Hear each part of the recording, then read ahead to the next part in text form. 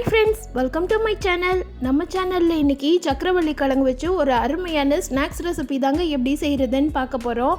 இந்த கிழங்குல பார்த்திங்கன்னா நிறையவே நார்ச்சத்து இருக்குங்க. அது மட்டும் இல்லை, விட்டமின்ஸும் மினரல்ஸும் ஆன்டி ஆக்சிடென்ட்ஸும் நிறையவே இருக்கிறதுனால குழந்தைங்களுக்கெலாம் கண்டிப்பாக கொடுக்கணும். அதுவும் இம்யூனிட்டி கம்மியாக இருக்கிற குழந்தைங்களுக்கு இந்த கொடுத்திங்கன்னா இரும்பு சத்து ரொம்பவே ஜாஸ்தியாக கிடைக்குங்க. வாங்க இதை வச்சு ஒரு அருமையான ஸ்நாக்ஸ் எப்படி செய்கிறதுன்னு பார்க்கலாம். ஒரு 1/2 கிலோ சக்கரவள்ளி கிழங்க சுத்தம் பண்ணி எடுத்துருக்கிறேன். தண்ணியில் நல்லா 2 முறை கழுவிட்டு குக்கரில் சேர்த்துடலாம். நம்ம இன்றைக்கி குக்கரில் சேர்த்து தான் வேக வைக்க போகிறோம். அதனால் ஸ்கின்னை பீல் ஆஃப் பண்ணாமல் குக்கரில் சேர்த்துக்கிட்டு கிழங்கோட 3/4 அளவு தண்ணி இருக்கிற மாதிரி பார்த்துக்கோங்க.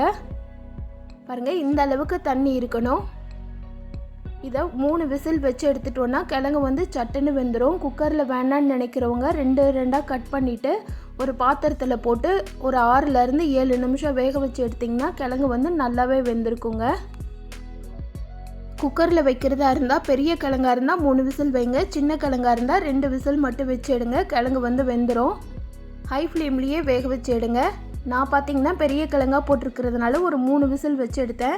இதுலேயே கிழங்கு நல்ல பூ மாதிரி வந்துருச்சுங்க. பாருங்கள், தோலெல்லாம் நல்லாவே பிரிஞ்சு வந்திருக்கு. இந்த மாதிரி இருந்தாலே கிழங்கு நல்லா சூப்பராக வெந்திருக்குன்னு அர்த்தம். நம்ம குக்கரில் செய்யும் போது வேலை சீக்கிரமே முடிஞ்சிடும். அதனால் முடிஞ்ச வரைக்கும் குக்கரில் வேக வச்சு எடுத்துக்கோங்க. 2 விசில் வச்சு பாருங்கள். வேகலைன்னா திரும்ப இன்னொரு விசில் வைங்க. கிழங்கு வெந்திருக்கும். கிழங்கு வெந்து வந்தோடனே ஒரு 2 நிமிஷம் ஆற வச்சுட்டு தோல் எல்லாத்தையும் பீல் ஆஃப் பண்ணி எடுத்துக்கலாம். தோல் கிழங்கு வெந்துருச்சுன்னா ஈஸியாகவே பிரிக்கிறதுக்கு வந்துடுங்க. இதை ஒரு மிக்சிங் பவுலில் இந்த மாதிரி குட்டி குட்டி பீஸாக கட் பண்ணிவிட்டு சேர்த்துக்கோங்க. இதை நம்ம மசிச்சுட்டு தான் மித்த ஐட்டம்லாம் சேர்க்க போகிறோம். அதனால் கை வச்சு மசித்தாலும் சரி, இல்லை ஒரு மேஷர் வச்சு மசித்தாலும் சரி. நான் இன்றைக்கி ஒரு ஃபோக் இருந்தது, அதை வச்சு நல்லாவே அழுத்தம் கொடுத்து மசிச்சிங்கன்னா ஈஸியாக மசிச்சு வந்துடும். மிக்சியில் போட்டு பிளெண்ட் பண்ணக்கூடாது. மிக்சியில் போட்டிங்கன்னா சவச்சவன் ஆயிரும். இந்த மாதிரி ஒரு கரண்டியோ இல்லை மேஷரோ வச்சு மசிச்சுக்கோங்க. ஈஸியாகவே மசிஞ்சிரும். கொஞ்சம் கூட கெட்டி இல்லாமல் நல்லா மசிச்சு எடுத்துக்கோங்க. கிழங்கு நல்லா உதிரியாக மசிச்சதுக்கப்புறமா மித்த பொருள் சேர்க்க ஆரம்பிச்சிடலாம். பெரிய வெங்காயம் 1 பொடி பொடியாக கட் பண்ணி வச்சுருக்கிறேன், அதை சேர்த்துக்கலாம். காரத்துக்கு 2 பச்சை மிளகாய் பொடி பொடியாக கட் பண்ணிக்கோங்க, அதை சேர்த்துக்கோங்க. ஒரு கைப்பிடி அளவு கொத்தமல்லி தழை. இதுக்கு கொத்தமல்லி தழை ஜாஸ்தியாக சேர்த்திங்கன்னா ரொம்பவே டேஸ்ட்டாக இருக்குங்க, அதை சேர்த்துக்கோங்க. சாட் மசாலா 1 ஸ்பூன் சேர்த்துருக்குறேன். சில்லி பவுடர் ஒரு 1/2 ஸ்பூன் சேர்த்துருக்குறேன். இது கூட கரம் மசாலா ஒரு 1/2 ஸ்பூன் சேர்த்துக்கோங்க. சாட் மசாலா இல்லாதவங்க 2 ஸ்பூன் அளவு எலுமிச்சம்பழம் சாறு இருந்ததுன்னா சேர்த்துக்கோங்க. இது எல்லாத்துக்கும் தேவையான அளவு உப்பு சேர்த்துக்கலாம். இது கூட அரிசி மாவு ஒரு 2 ஸ்பூன் சேர்த்துருக்குறேன். நான் இன்றைக்கி ஒரு 1/2 கிலோ கிழங்கு எடுத்துருக்கிறேன். அதுக்கு 2 ஸ்பூன் அளவு அரிசி மாவு இருக்கும், அதை சேர்த்துருக்குறேன். எல்லாத்தையும் சேர்த்துட்டு தண்ணி ஊற்றாமல் முதல்ல கை வச்சு நல்லா பிசைஞ்சு பாருங்கள். கிழங்கோட ஈரப்பதமே போதுமானதாக இருக்கும். தேவைப்பட்டால் மட்டும் தண்ணி சேர்த்துக்கோங்க.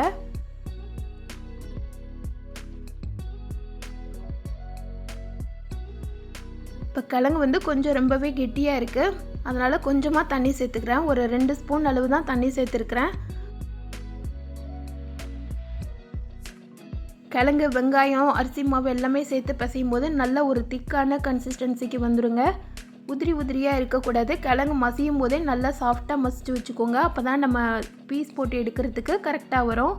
இதை ஒரு சின்ன உருண்டையாக உருட்டிட்டு நம்ம பருப்பு வடைக்கெலாம் தட்டுற மாதிரி உள்ளங்கையில் வச்சு லைட்டாக அழுத்தம் கொடுத்திங்கன்னா நடுவில் மட்டும் நல்லா மொந்தையாக வரும். ஓரத்துலலாம் ரொம்ப தின்னாக வரும். அதெல்லாத்தையும் இந்த மாதிரி விரல் வச்சு லைட்டாக அழுத்தி விட்டிங்கன்னா நல்ல ஒரு ஷேப்பாக வந்துடுங்க. பாருங்கள், சர்க்கிள் ஷேப்பில் ரொம்ப அழகாக வந்திருக்கு. ரொம்ப தின்னாக போட்டுற வேண்டாம், கொஞ்சம் தடிமனாக போட்டு எடுங்க. அப்போ தான் கட்லட் மாதிரி இருக்கும். எண்ணெயில் ஃப்ரை பண்ணி எடுக்கிறதுக்கும் கரெக்டாக இருக்கும். இதை நம்ம இன்றைக்கி ஃபுல் ஃப்ரை பண்ண போகிறதில்ல, சாலோ ஃப்ரை தான் பண்ணி எடுக்கிறோம். அதனால் ஒரு நான்ஸ்டிக் பேனோ இல்லை தோசை கல்லையோ கொஞ்சமாக எண்ணெய் ஊற்றி நல்லா ஸ்ப்ரெட் பண்ணி விட்டுக்கோங்க. எண்ணெய் நல்லா சூடானதுக்கப்புறமா நம்ம பீஸ் பண்ணி வச்சுருக்கிற கட்லெட்டை ஒன்றா சேர்த்துடலாம். சேர்த்துட்டு அந்த எண்ணெய் எல்லா பக்கமும் படுற மாதிரி லைட்டாக இந்த மாதிரி சுற்றி விடுங்க. ஒரு சைடு நல்லா கலர் சேஞ்ச் ஆகி வந்தோடனே திரும்ப இன்னொரு பக்கமாக திருப்பி போட்டு பரட்டி எடுத்திங்கன்னா சூப்பரான கலரில் மொறுமொறுப்பாக கட்லெட் ரெடி ஆயிருங்க. பாருங்கள், நல்லா கோல்டன் கலரில் வந்திருக்கு.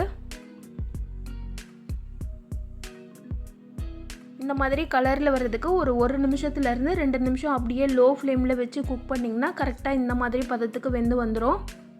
ஹை ஃப்ளேமில் வேக வைக்க வேண்டாம், மீடியம் ஃப்ளேம் லோ ஃப்ளேம் ரெண்டுலேயும் மாற்றி வேக வச்சு எடுத்திங்கன்னா மேலே நல்லா மொறுமொறுப்பாக சூப்பரான டேஸ்ட்டில் அருமையான ஒரு ஸ்நாக்ஸ் ரெசிபிங்க. நல்ல ஒரு ஹெல்த்தியான ஸ்நாக்ஸ் சாப்பிட்ணுன்னு நினச்சிங்கன்னா கண்டிப்பாக இதை ட்ரை பண்ணி பாருங்கள். குழந்தைங்க கூட வேண்டான்னு சொல்லாமல் விரும்பி சாப்பிடுவாங்க. இதே மாதிரி நம்மக்கிட்ட இருக்கிற எல்லா கிழங்கையும் பொரிச்சு எடுத்துடலாம். இது எண்ணெயில் சாலோ ஃப்ரை பண்ணுறதுனால எண்ணெயோட அளவும் பார்த்திங்கன்னா ஜாஸ்தி ஆகாது. சக்கரவள்ளி கிழங்க நம்ம வெறுமனே கொடுத்தோன்னா ஒரு சில குழந்தைங்களும் சரி பெரியவங்களும் சரி சாப்பிட மாட்டாங்க. அதை இந்த மாதிரி கட்லெட்டாக செய்து கொடுக்கும்போது எல்லாருமே விரும்பி சாப்பிடுவாங்க. இதை மார்னிங் பிரேக்ஃபாஸ்ட்டுக்குமே கூட செய்து கொடுக்கலாங்க. ரொம்பவே ஆரோக்கியமானது. இந்த ஹெல்த்தியான ஸ்நாக்ஸ் ரெசிப்பியை நான் சொன்ன மெத்தடில் நீங்களும் உங்கள் வீட்டில் செய்து பாருங்கள். செய்து பார்த்துட்டு எப்படி இருந்துச்சுன்னு சொல்லிவிட்டு கமெண்ட் பண்ணுங்கள். இந்த வீடியோ பிடிச்சிருந்ததுன்னா இந்த வீடியோவுக்கு லைக் பண்ணி சேனலை சப்ஸ்கிரைப் பண்ணிவிடுங்க. Thank you friends.